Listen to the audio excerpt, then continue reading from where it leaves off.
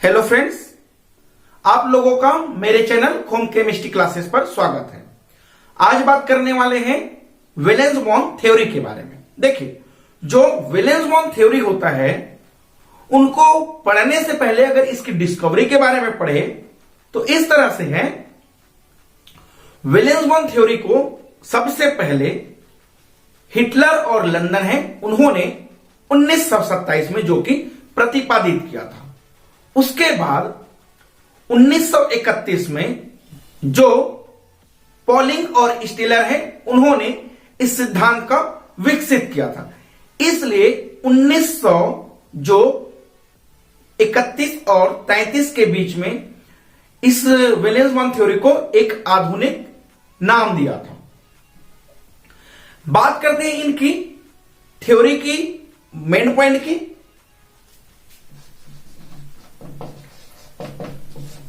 तो valence bond theory में हम लोग कुछ कुछ पॉइंट के बारे में बात करेंगे जो कि हाइड्रोजन 2 की बनना अकॉर्डिंग ले लेते हैं। देखिए, सबसे पहले अगर बात किया जाए इस तरह से, अगर हाइड्रोजन 2 की बात करें तो इस हाइड्रोजन 2 को ऐसे लिख ले कि सबसे पहले वैलेंस बॉन्ड थ्योरी हुआ क्या है। जो वैलेंस बॉन्ड थ्योरी होता है उसमें जो ऑर्बिटल होता है, इस तरह से अगर बात कर ले, परमाणु एटॉमिक ऑर्बिटल यह है और एक और एटॉमिक ऑर्बिटल के बारे में बात कर ले जो कि हाइड्रोजन की उदाहरण ले लेते हैं।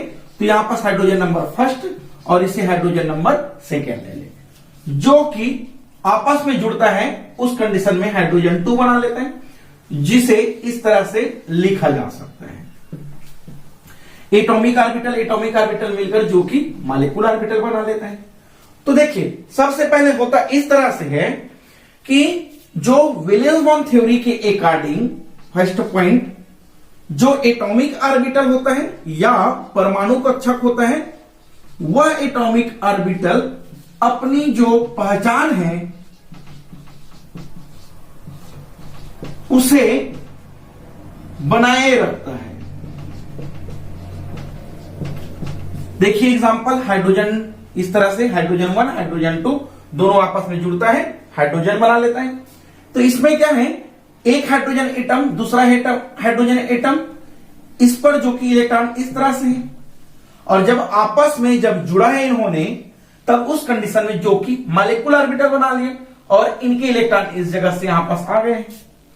तब इस तरह से एक एटॉमिक ऑर्बिटल और यहां पर सेकेंड एटॉमिक ऑर्बिटल जब जुड़ता है तो मॉलिक्यूलर ऑर्बिटल बनाता है, और जैसे एटॉमिक ऑर्बिटल है वैसे इस मॉलिक्यूलर ऑर्बिटल पर एटॉमिक ऑर्बिटल जो कि अपनी पहचान बनाए रखता है। पॉइंट नंबर सेकेंड की बातें करें तो इस तरह से जो यहां पास ऑर्बिटल है, इस ऑर्बिटल में जो इलेक्ट्रॉन प्रेजेंट है उसे जो कि वैलेंस शेल कहा जाता है।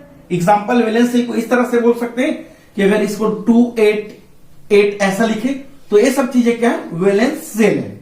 और आउटर मोस्ट ऑर्बिटल की अगर बात करें तो वही जो ऑर्बिटल है जो कि ओवरलैपिंग में पार्टिसिपेट करता है, तब इस तरह से इसी को जो कि वैलेंस ऑर्बिटल कहा जाता है या वैलेंस शेल कहा जाता है।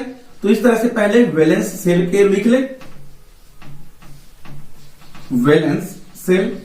तो देखिए, जो वैलेंस शेल इस तरह से है, वह वैलेंस शेल जब आपस में अपनी ऊर्जाओं का मिलान करता है, अपनी ऊर्जाओं का आपस में ओवरलैपिंग करता है, उस कंडीशन पर जो वैलेंस शेल है उस पर जो कि जो इलेक्ट्रॉन है वह इलेक्ट्रॉन जो कि हाफ फिल होना चाहिए, और हाफ फिल वैलेंस शेल या एटॉमिक ऑर्बिटल ही अपने ऊर्जाओं का पुनर्वितरण करता है, जिसके वजह से जो कि मॉलिक्यूलर ऑर्बिटल बना लेता है।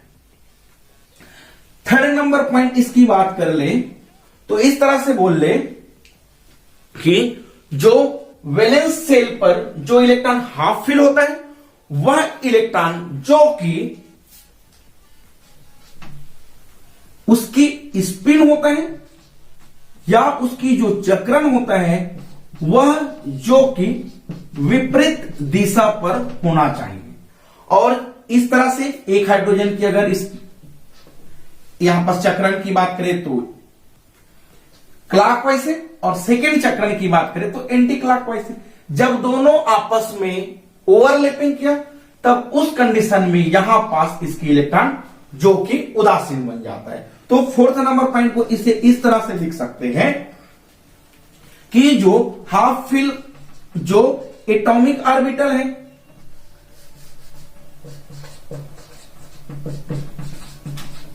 जब अपनी ऊर्जाओं का आपस में ओवरलैपिंग किया, उस कंडीशन पर जो मॉलिक्यूल्स बनाता है वह मॉलिक्यूल्स पर जो इलेक्ट्रॉन है वह जो कि उदासीन बना लेता है।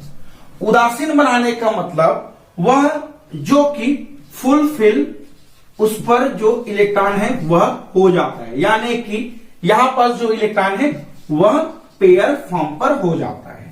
सबसे फर्स्ट हाफ फिल की बात किए तो इस हाफ फिल में जो कि इलेक्ट्रॉन अनपेयर फॉर्म में था, उसके बाद जो कि पेयर फॉर्म पर हो जाता है।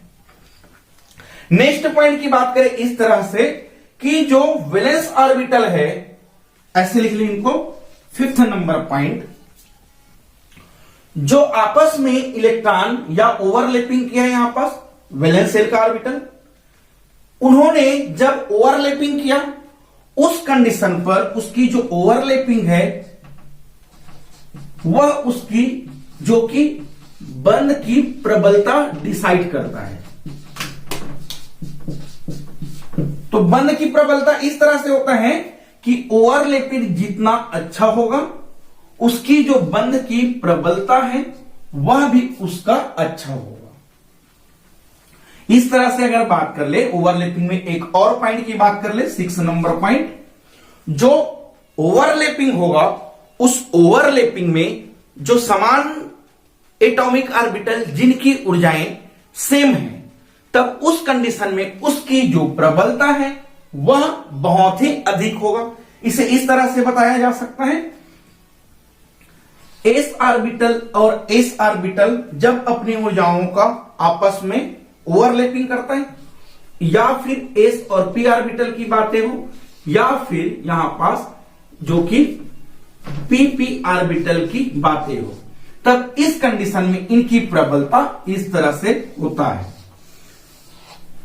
वैसे ही इसके जो ऑर्बिटल है या सेल है उसकी अगर बात करें तो 1-1 के कंपेयर में 1-2 फिर 2-2 फिर 2-3 इनकी जो कि प्रबलता है।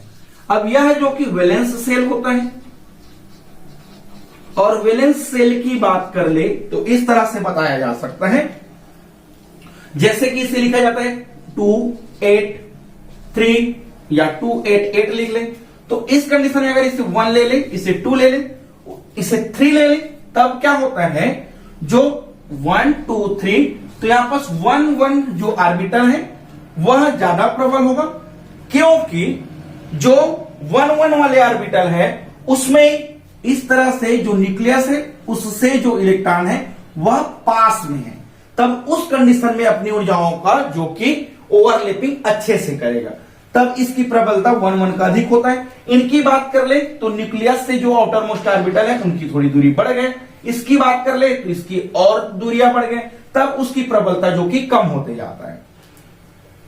यहां पास एक और बात कर ले पॉइंट नंबर 7 की, तो इस तरह से है कि जो वैलेंस ऑर्बिटल पर या एटॉमिक ऑर्बिटल की जो न्यूक्लियस होता है वह न्यूक्लियस दूसरे एटम के जो कि इलेक्ट्रॉन के लिए जो कि आकर्षण करता है, वैसे ही दूसरा ऑर्बिटल की बात कर ले वह इस वाले ऑर्बिटल के इलेक्ट्रॉन के साथ जो कि आकर्षण करता है, तब उस कंडीशन में यह अपनी ऊर्जाओं का जो कि ओवरलैप करता है, तब यहां पास जो कि एटम बना लेता है, और यहां पर जो उदासीन होता है और इनके बीच में जो ओवरलैपिंग होता है तब बॉन्ड क्रिएट होता है। उस बॉन्ड को जो कि कोवेलेंट बॉन्ड कहा जाता है।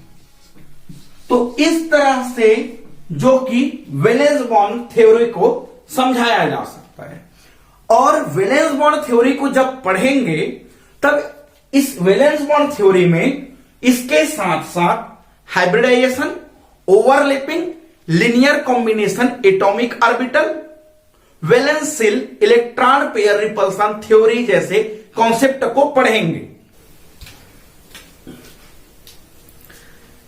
चलिए इनकी सीमाएं देखते हैं।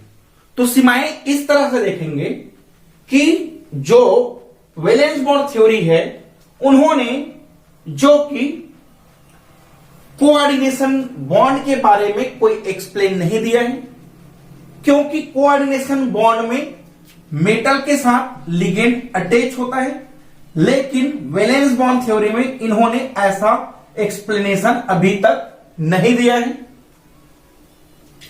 नेक्स्ट पॉइंट की बात करें, जो ऑक्सीजन 2 जो कि पैरामैग्नेटिक अणुचुंबकीय होता है, और अणुचुंबकीय होता है यानी कि इस कंपाउंड पर जो कि अयुग्मित इलेक्ट्रॉन होना चाहिए, और इन्होंने यह बोला था वैलेंस बॉन्ड थ्योरी ने, क्योंकि अयुग्मित इलेक्ट्रॉन आपस में साझेदारी करता है, ओवरलैप करता है, तब जो कि युग्मित हो जाता है। लेकिन इस पर अयुग्मित के बारे में एक्सप्लेन नहीं किया है, जिसके वजह से वैलेंस बॉन्ड थ्योरी ने ऑक्सीजन है उसे जो कि प्रतिचुंबकीय कहा गया है, क्योंकि उसके अकॉर्डिंग जो कि ऑर्बिटल पर अयुग्मित इलेक्ट्रॉन नहीं होना है अणु बनने के बाद, तब इस तरह से इसके एक्सप्लेनेशन नहीं दिया है।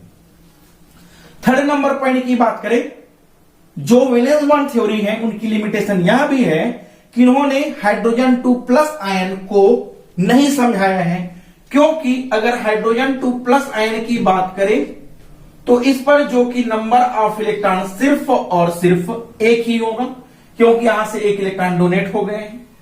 तब इस पर जब एक इलेक्ट्रॉन है तब यह जो कि अयुग्मित हो जाता है, और जब अयुग्मित होगा तो इस तरह से जो कि अयुग्मित वाले मॉलिक्यूलर ऑर्बिटल के बारे में वैलेंस बॉन्ड थ्योरी जिन्होंने एक्सप्लेन नहीं किया है। अगर इस तरह से वैलेंस बॉन्ड थ्योरी की बात करें तो वैलेंस बॉन्ड थ्योरी ने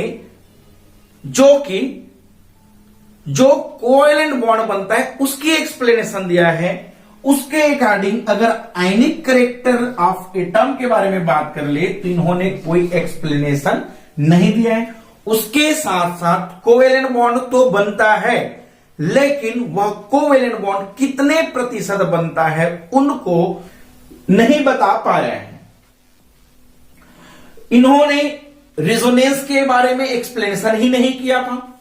उसके साथ साथ जो वैलेंस बॉन्ड थ्योरी है उन्होंने कोई डी ऑर्बिटल वाले मॉलिक्यूल्स के बारे में जो कि एक्सप्लेनेशन नहीं दिया है।